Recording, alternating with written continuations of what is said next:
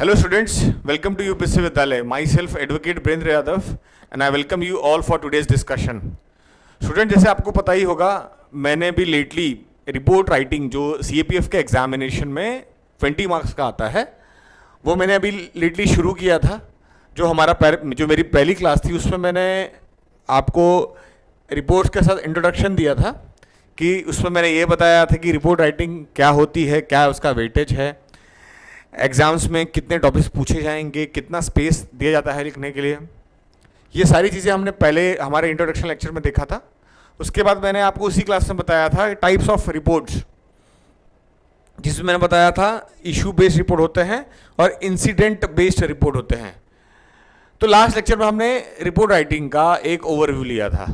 आज students report writing की ये दूसरी क्लास है और आज जो मैंने टॉपिक लाया है train accidents on the rise, है ना। तो ये एक, अगर आप ध्यान से देखेंगे तो train accidents on the rise, है ना। तो ऐसा तो है नहीं कि एक स्पेसिफिक इशू के इंसिडेंट के बारे में ही बात कर रहा है, ये जनरल बात कर रहा है कि ट्रेन एक्सीडेंट्स बढ़ रहे हैं, है ना। तो टॉपिक वैसा है, तो एक ये इशू है। तो आज हम लोग ये देखेंगे कि अगर ऐसा एक मोस्ट लाइकली है कि ऐसा टॉपिक पूछा जा सकता है, क्योंकि ट्रेन एक्सीडेंट्स अभी लेटली बढ़े हैं।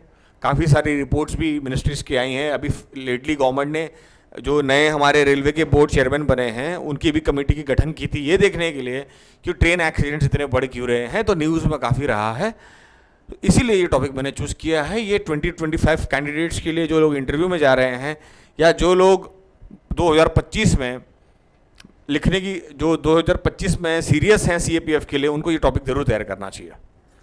तो आइए स्टूडेंट शुरुआत करते हैं। आज का हमारा टॉपिक मैंने यहाँ पे बता ही दिया है आपको कि train accidents on the rise. अभी ये एक इशू है ये, ठीक है। तो अभी ऐसा कुछ आता है तो हमें क्या सोचना है, कैसे लिखना है, इसके बारे में देख लेते हैं।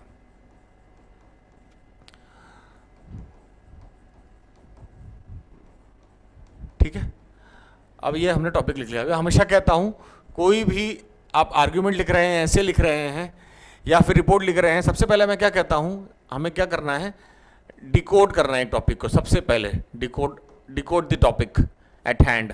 जो भी टॉपिक आपको मिला है उसको पहले प्रॉपर्ली डिकोड करना। तो मैंने आपको डिकोड करके बताया train accidents on the rise.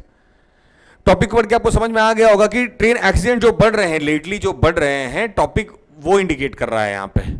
तो मैंने पहले जो आपने डिकोड कर दिया, फिर नेक्स्ट स्टेप क्या होता है, मैं हमेशा बताता हूँ ब्रेनस्टॉर्म करना, कि आपको इस टॉपिक के बारे में क्या क्या आता है।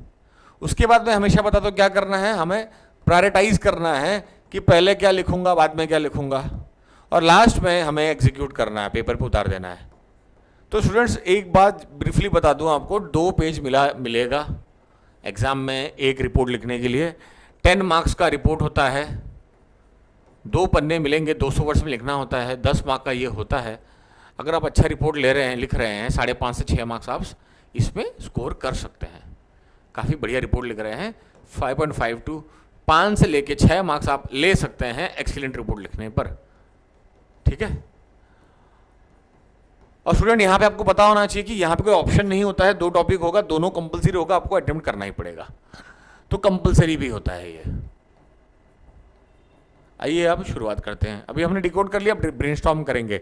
ब्रेनस्टॉर्म में क्या हम लिखेंगे, जो भी हमें पता है एक्सीडेंट्स के बारे में। तो हम क्या करेंगे, हम ब्रेनस्टॉर्म कर रहे हैं अभी, तो हम बस पॉइंट नोट्स करते जाएंगे कि मैं पहले क्या लिखूंगा, बाद में क्या लिखूंगा। रिपोर्ट राइटिंग स्टूडेंट आपको पता है, मैंने फॉर्मेट भी बताया था। XY एक पेज आपका जब दिया गया है, आपको XYZ, है ना, डेट एंड प्लेस लिखना है, केवल अपना नाम तो लिखना नहीं है आपने।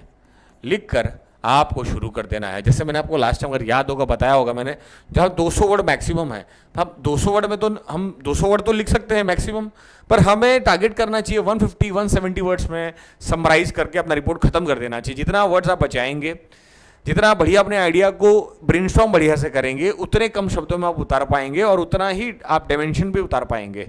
तो बहुत अच्छे से ब्रेनस्टॉर्म करना है कि मैं इंट्रो में क्या लिखूंगा, पहले पैराग्राफ में क्या लिखूंगा, सेकंड पैराग्राफ में क्या लिखूंगा, थर्ड पैराग्राफ में क्या लिखूंगा, और साथ में ही जो टॉपिक है उससे भी बहुत अप्रोप्रिएट रहना है आपको। तो मेरे ख्याल में फॉर्मेट आपको मोर और लेस पता है, मैंने आपको बताया था।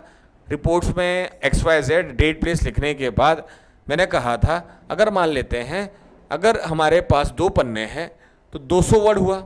अगर आप 40 से 50 वर्ड का भी अगर एक पैराग्राफ लिख रहे हैं तो आप मुश्किल से 4 से 5 ही पैराग्राफ लिख पाएंगे इस पूरे रिपोर्ट में, है ना।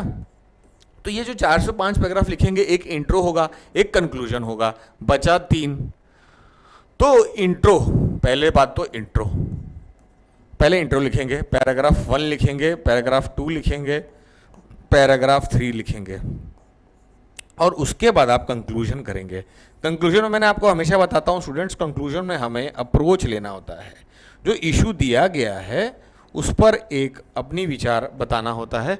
इंट्रो में हमें ये टॉपिक को इंट्रोड्यूस करना होता है, ठीक है। तो अभी आइए स्टूडेंट, हम लोग, मैंने आपको एक जनरल स्ट्रक्चर भी बता दिया, आइए अभी ब्रेनस्टॉर्म कर लेते हैं, और ब्रेनस्टॉर्म करने के बाद इसको हम कैसे लिखेंगे उस पर हम बात कर लेंगे। तो ब्रेनस्टॉर्मिंग में स्टूडेंट मुझे जहाँ तक याद आ रहा है, जैसे मैंने बताया, अभी जो नए हमारे रेलवे बोर्ड चेयरमैन बने हैं, रेलवे के जो बोर्ड के जो चेयरमैन बने हैं, ये न्यूज़ मैंने ग्रुप में भी शेयर किया था। तो जो लेटली अभी रेलवे बोर्ड के जो चेयरमैन बने हैं, एक कमेटी बनाई गई थी। कमेटी में उन्होंने, रेलवे बोर्ड के जो लेटेस्ट चेयरमैन हैं, उन्होंने ये पाया कि, है ना, ट्रेन जो है, ट्रेन के जो नंबर्स हैं वो ऑलमोस्ट डबल हो गए हैं, ठीक है, मगर जो स्टाफ है, स्टाफ का काफ़ी शॉर्टेज पाया गया, ठीक है। इसके बाद ये पाया गया, ये तो एक फैक्ट मैंने निकाल के दिखा दिया, और जो मुझे याद आ रहा है, मुझे सोचना पड़ेगा मुझे और क्या आ रहा है। लेटली अभी मैंने ग्रुप में न्यूज़ शेयर किया था, रिपोर्ट वाले ग्रुप में, वहाँ पे मैंने आपसे ये बताया था कि अभी जो रेलवे, इंडियन रेलवे की जो हालत है, वहाँ पे ना स्टूडेंट 2 चीज़ कन्फ्लिक्ट पे है। एक, रेलवे की प्रॉफिटेबिलिटी, रेलवे का जो प्रॉफिट है उसके बीच में, और रेलवे की सेफ्टी के बीच में एक गैप है। क्यों ये ऐसा गैप है? क्योंकि देखिए, रेलवे चलाने के लिए रेलवे में इन्वेस्टमेंट तो करना पड़ेगा, पर रेलवे प्रॉफिटेबल हो नहीं रहा है, रेलवे में हर साल लॉसेस हो रहे हैं, है ना। और जब लॉसेस हो रहा है तो सरकार को बजटरी रिसोर्सेस एलोकेट करना पड़ता है, एक्स्ट्रा बजटरी रिसोर्सेस एलोकेट करना पड़ता है बार बार, क्योंकि प्रॉफिट में है नहीं, वो इंडियन रेलवे प्रॉफिट में चल नहीं रही है। तो जब प्रॉफिट में नहीं चल रही है और लाइबिलिटीज बढ़ते जा रही है, तो जो रेलवे जो रेलवे का जो डेप्रिसिएशन हो रहा है, रेलवे में जो चीज़ें मरम्मत होनी चाहिए वो टाइमली नहीं हो पा रही है, स्टाफ का भी शॉर्टेज है, तो ये सारी चीज़ें एक्सीडेंट्स की तरफ बढ़ रही है ना। एक तो ये दूसरा कॉन्फ्लिक्ट ये है। तीसरा क्या है, मैंने बताया ट्रेन बढ़ गए हैं, डबल हो गए हैं, मगर स्टाफ का शॉर्टेज है, रेलवे की प्रॉफिटेबिलिटी नहीं है, तो डेप्रिसिएशन हो रहा है एसेट्स का, रेलवे के जितने ट्रैक्स लगने वो लग नहीं पा रहे हैं, है ना, तो रेलवे का डेप्रिसिएशन हो रहा है। अभी लेटली प्रॉफिटेबिलिटी नहीं है, तो आपको पता चला होगा, कवच सिस्टम है रेलवे में, कवच सिस्टम में ये पाया गया कि कवच सिस्टम को अगर आप 1 किलोमीटर पे लगाओगे ना, 1 किलोमीटर ऑफ ट्रैक पे अगर आप लगाते हो, तो उसमें 50 लाख रुपए का खर्च आता है, 50 lakhs का। अगर एक ट्रेन पे आप लगाते हो तो 70 लाख का खर्चा आता है एक ट्रेन पे लगाने का, 70 lakhs का। अब आप समझ के चलिए, ये प्रॉफिटेबिलिटी है नहीं, और पूरे इंडिया में जो कवच सिस्टम है वो केवल 2% ऑफ द रेलवे लाइन पे ही लगा हुआ है, 2% ऑफ द रेलवे ट्रैक्स पे ही लगा हुआ है अभी तक। तो ये भी बहुत ही स्लो पेस से लगाया जा रहा है, और खर्च भी ज़्यादा है, प्रॉफिटेबिलिटी है नहीं। तो ये देखिए, ये मैंने आपको एक ब्रॉडर लेवल पे ये चैलेंजेस मैंने आपको बता दिया। अब भर्ती टाइमली इंडिया में होती नहीं है, वो भी एक प्रॉब्लम है ना। और पाया गया कि जो एक्सीडेंट्स आज तक जितने भी रेलवे में हैं, ये पाया गया, लेटली ये पाया गया, जो मेजर ऑफ द एक्सीडेंट्स हुए हैं वो यूजुअली लेबर के शॉर्टेज से या लेबर की लापरवाही के रिलेटेड ही पाया गया। 40% केसेस में, 40 to 50% केसेस में यह पाया गया कि स्टाफ का शॉर्टेज था, या फिर जहां पे स्टाफ की कमी थी उसके वजह से ज़्यादा ही एक्सीडेंट्स हुए हैं। और लेटली आपको एक चीज़ और बताओ स्टूडेंट्स, देखिए, एक तो होता है डीरेलमेंट हो गया कि रेलवे पटरी से उतर गई ट्रेन, एक तो डीरेलमेंट से भी काफ़ी एक्सीडेंट्स होता है, कोलिजन कम होता था, पर लेटली अभी आप बालासोर का एक्सीडेंट देखेंगे ओडिशा का, दैट वाज अ कोलिजन। अभी थोड़े दिन पहले आपने देखा होगा तो आसाम में भी एक ट्रेन पलटी हुई, अभी बेंगलोर में भी कहीं, साउथ में भी कहीं ट्रेन खड़ी थी, वहाँ पे भी खड़ी थी, एक स्टेशनरी थी और दूसरी चल के आई, वो भी लड़ी है। तो ये बड़ा है। तो आपको ये सब जहाँ जहाँ लेटली अभी हुआ है, आसाम में, बालासोरे में, ये सारे एग्जाम्पल्स अपने एग्जाम्पल्स में बताना पड़ेगा, क्योंकि देखिए ये बता रहा है आसाम में हुआ है, तो ये सारे एग्जाम्पल आप बताएंगे तभी तो बता पाएंगे कि ऑन द राइज है। तो ये लेटेस्ट एग्जाम्पल है। मैंने कवर सिस्टम बताया, प्रॉफिटेबिलिटी की बात की, रेलवे शॉर्टेज की बात की, रेलवे बोर्ड ऑफ चेयरमैन की मीटिंग गठन के बारे में मैंने बात किया, है ना। रेलवे पे आपको और भी बहुत सारी कमिटीज बनी है रेलवे सेफ्टी के ऊपर, उसके ऊपर बात करना चाहिए। रेलवे में आप देखोगे रेलवे प्रोटेक्शन फोर्स भी है,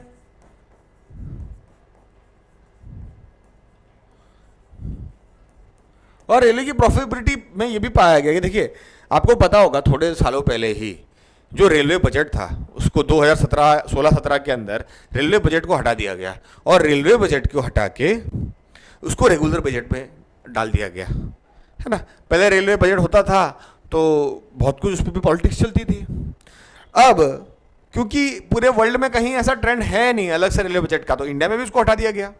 तो जब अब बजट तो पेश हो नहीं रहा है, उसकी उससे रिलेटेड पॉलिटिक्स तो हट गई, फिर भी जो फंडिंग जाना चाहिए उस हिसाब से फंडिंग रेलवेज में हो नहीं रहा है। और आपको एक चीज़ और बता दो स्टूडेंट्स, रेलवे में देखिए रेलवे की कमाई दो सोर्सेज से मिलनी होती है, दो सोर्सेज से रेलवे की मिलनी कमाई होती है। एक होता है पैसेंजर से, पैसेंजर के ले जाना ले आना उससे होता है, और दूसरा होता है गुड्स से, फ्रेट से, फ्रेट। अभी देखिए फ्रेट कॉरिडोर भी जो है इंडिया का वो इतना अच्छा डेवलप हो नहीं पाया है, पैसेंजर से तो गवर्नमेंट को कोई ज़्यादा खास फायदा हो नहीं रहा है, पैसेंजर सेगमेंट से ज़्यादा पैसा तो आ नहीं रहा है, रेवेन्यू बेसिकली फ्रेट से आता है ना। और फ्रेट कॉरिडोर देखो इंडिया में उतने डेवलप हो नहीं पाए हैं अच्छे से। तो स्टूडेंट्स ये सारा रेलवे की चैलेंजेस हैं जिसके वजह से एक्सीडेंट हो रहे हैं। अगर आपको ये सारी चीज़ें नहीं पता है तो मैं तो बता ही रहा हूँ, आप इसको ले सकते हैं, लिख सकते हैं और अपने कॉन्सेप्ट्स भी इसमें लगा सकते हैं, है ना स्टूडेंट्स। अब देखिए मैंने आपको बहुत सारे पॉइंट्स तो बता दिए, अब क्या करना चाहिए, आइए अब इसको सोचते हैं कि प्रायोरिटाइज कैसे करें। सबसे पहले क्योंकि railway train accidents on the rise, तो मैंने आपको बता दिया, ये लेटेस्ट एग्जांपल्स मैंने आपको दे दिया, बालासोरे का, आसाम का, साउथ इंडिया में एक हुआ था, है ना, उसका एग्जांपल ले लो आप। ये सारे एग्जांपल्स लिखा के आपको बताना चाहिए, है ना, कि देखिए आपको ये बताना चाहिए कि there was a major train accident which took where there was a train collision which took place at Balasore in Odisha in which more than 200 people have lost their lives, है ना। वैसा बता के इंट्रोड्यूस करके आपको साथ में बताना चाहिए कि उसी के बाद में साउथ में भी एक्सीडेंट्स हुए, उसी के बाद में आसाम में भी हुआ, है ना। ये सारी घटनाएं बताती हैं कि ट्रेन एक्सीडेंट्स तो राइज में है ही, ये आपको इंट्रोडक्शन में बता देना चाहिए। अब ये आपका ये बताकर आपका मान लीजिए इंट्रोडक्शन हो गया, ये इंट्रोडक्शन हमने बता दिया, ठीक है। इंट्रोडक्शन के बाद स्टूडेंट्स आपको ये बताना, मैंने हमेशा कहता हूँ इशू बेस्ड में अच्छे रिपोर्ट्स की, आपको अच्छी रिपोर्ट्स के बारे में बात करना चाहिए, अच्छे डाटा एंड फैक्ट्स दिखाने चाहिए, तब आपका अच्छा रिपोर्ट एक बनेगा। तो जैसे ही आपने इंट्रोड्यूस कर दिया इस फैक्ट्स के साथ, अब आपको बताना चाहिए कि रेलवे बोर्ड में जो नए चेयरमैन हुए उनके बोर्ड की गठन हुआ था, ये फैक्ट्स को लाना चाहिए, इस रिपोर्ट को लाना चाहिए। उसमें आपको फिर जिक्र करना चाहिए उस रिपोर्ट में क्या क्या पाया गया, कि ट्रेन नंबर्स डबल हो गए हैं, पर स्टाफ का शॉर्टेज है, प्रॉफिटेबिलिटी और सेफ्टी का कन्फ्लिक्ट है, ऑपरेशन, फिर एक समझो एक पैराग्राफ में आपने ये 2 पॉइंट बता दिए पहला पैराग्राफ में, ठीक है। सेकेंड पैराग्राफ में आके आपको ऑपरेशन कवर्स के बारे में बताना चाहिए, है ना। उसमें आपको बताना चाहिए कि, है ना, जो प्रॉफिटेबिलिटी है वो कहाँ से आती है, इसकी बात करना चाहिए। 3 पैराग्राफ लिखना है आपको, है ना। तो आप इस रिपोर्ट के आधार पे ही पूरे रिपोर्ट्स को अपने आप लिख लेंगे कि train accident on the rise है क्यों, है ना। देखिए मैंने आपको बताया पहले, आप आसाम बालासोरे का जो एक्सीडेंट हुआ, आसाम को है, जो साउथ इंडिया में जो ट्रेन एक्सीडेंट्स हुआ है उनको आपको डिटेल बताना चाहिए कि लगातार ये 3 एक्सीडेंट्स हुए हैं, लगातार ये 4 या 5 एक्सीडेंट्स हुए हैं, और बेसिकली ये क्यों हुए हैं, डीरेलमेंट से नहीं, कोलिजन से हुए हैं, है ना। और आपको पता होगा बालासोरे एक्सीडेंट जब हुए थे तो वहां पे आप पाया गया था सिग्नलिंग सिस्टम के अंदर डिफिशियंस है, ये पाया गया कि सिग्नल सिस्टम ही फ्लॉड चल रहा है। तो आपको ये सिग्नल सिस्टम के बारे में बात कर सकते हैं, वो भी मैंने यार देखिए लिखा नहीं था, अब सिग्नलिंग सिस्टम भी मुझे याद आ रहा है कि सिग्नलिंग सिस्टम भी एक प्रॉब्लम है यहाँ पे। पाया गया कि ह्यूमन एरर भी है और सिग्नलिंग सिस्टम के अंदर भी एरर है। तो स्टूडेंट्स, इंट्रो कर दिया आपने, अब बताइए ट्रेन के नंबर्स, स्टाफ का शॉर्टेज के बारे में बात कर सकते हैं, रेलवे की प्रॉफिटिबिलिटी, सेफ्टी और डिप्रिसिएशन के बारे में बात कर सकते हैं। रेलवे के सोर्सेज रेवेन्यू के कहाँ से हैं? पैसेंजर और फ्रेट से है। फ्रेट का सेक्टर ज़्यादा पैसा दे रहा है पर वो डेवलप नहीं है, पैसेंजर से रेलवे को इतना प्रॉफिट आ नहीं रहा है, गवर्नमेंट को एक्स्ट्रा बजटरी रिसोर्सेज देना पड़ता है, फिर भी वो कम पड़ रहा है, ट्रेन के नंबर्स बढ़ गए। और ये भी एक बात पाई गई स्टूडेंट्स इसके अंदर, इस रिपोर्ट में ये भी पाया गया कि इंडिया के अंदर जो 30% ऑफ दी रेलवे लाइंस हैं वही मैक्सिमम रिसोर्सेज यूटिलाइज कर रहा है। समझ के चले सबसे बिजी लाइन कौन सा होगा? मान लेते हैं दिल्ली बॉम्बे का लाइन सबसे बिजी लाइन है, दो बड़े महानगरों के बीच में, बड़े शहरों के बीच में रेलवे लाइन सबसे, मान लेते हैं सबसे ज़्यादा रिसोर्सेज वही शहर खा रहा है, यही रेलवे का ट्रैक खा रहा है, तो सारे रिसोर्सेज वहीं लग रहे हैं। बाकी जो आउट स्टेशन, जो आउटस्कर्ट्स में एरिया है, जो इंटरलाइंस में एरिया है, वहां पे फंडिंग नहीं जा रही रेलवे में, तो जितना भी इक्विपमेंट्स लगना है अच्छे, वो सब मुंबई और रेलवे लाइन पे ही लग रही है।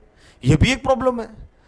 तो ये भी आप बात करके अपने रिपोर्ट में दिखा सकते हैं। तो मैंने आपको बता दिया, पहले आप इंट्रोड्यूस कर दीजिए, फिर आप आइए, ट्रेन के नंबर डेवलप है, शाफ्ट का शॉर्टेज है, रेलवे की प्रॉफिटेबिलिटी है, डिप्रिसिएशन हो रहा है, सेफ्टी का इश्यूज है, सिग्नलिंग सिस्टम का फेलियर है, कवर सिस्टम ऑपरेशनल नहीं है, 2% रेलवे ट्रैक्स पे ही लगा हुआ है ना। कई बार आपको पता है इसमें टेरर एंगल का भी कुछ एंगल रहता है ना।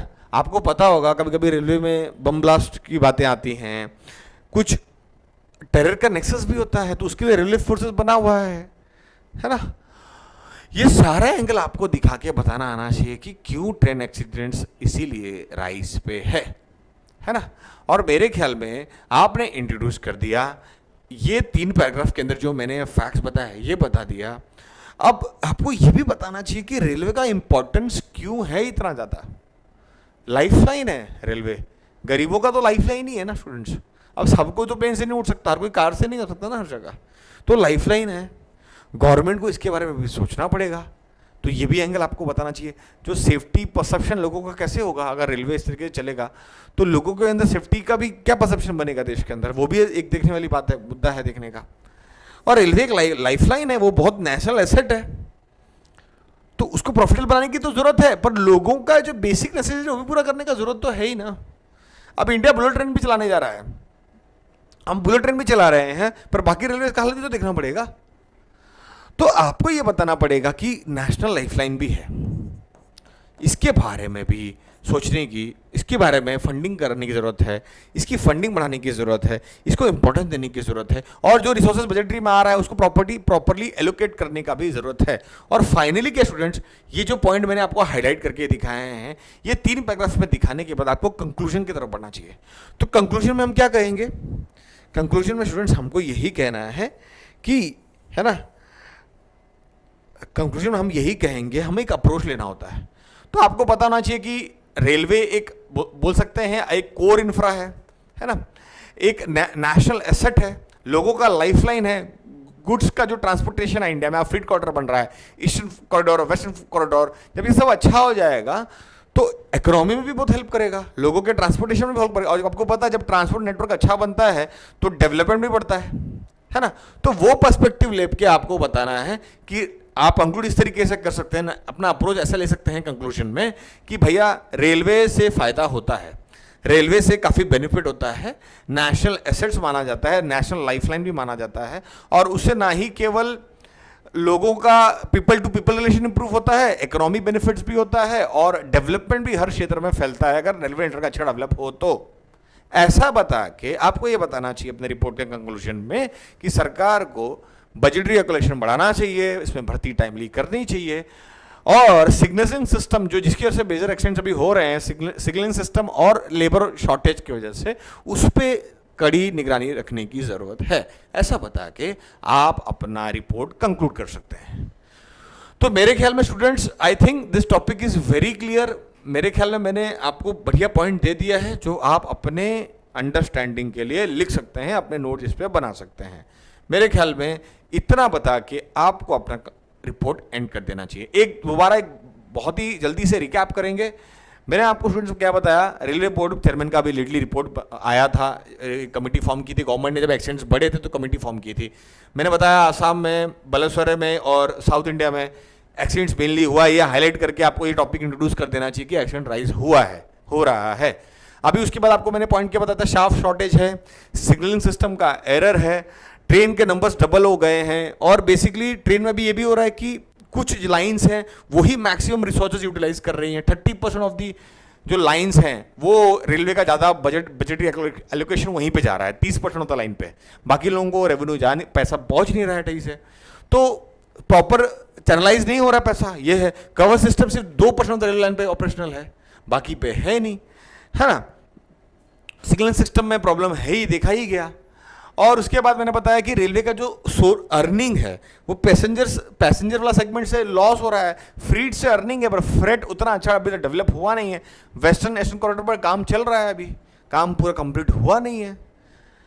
तो स्टूडेंट्स, और उसके बाद अप्रोच में मैंने कंक्लूजन में ये बताया कि ये नेशनल लाइफलाइन है, नेशनल एसेट है, गवर्नमेंट ये लोगों, रेलवे अच्छा डेवलप रहे, सेफ्टी अच्छी बनी रहे, तो ना ही केवल लोगों का पर्सन टू पर्सन रिलेशनशिप अच्छा होता है, इकोनॉमिक ग्रोथ जनरेटर का काम करता है ना, मोड्स ऑफ ट्रांसपोर्टेशन, है ना, इकोनॉमिक जनरेटर का काम करता है। P2P भी रिलेशन अच्छे होंगे, डेवलपमेंट भी हर क्षेत्र में पहुंचेगा, और उससे नेशनल इंटीग्रेशन भी अच्छा होगा। ऐसा बता के, अपने अप्रोच में बता के आप अपने इस रिपोर्ट को कंक्लूड कर सकते हैं। I hope today's lecture was understood by you, है ना।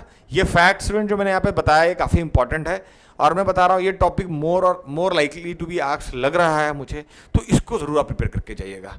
दोबारा मिलेंगे अगली क्लास में, till then all the best.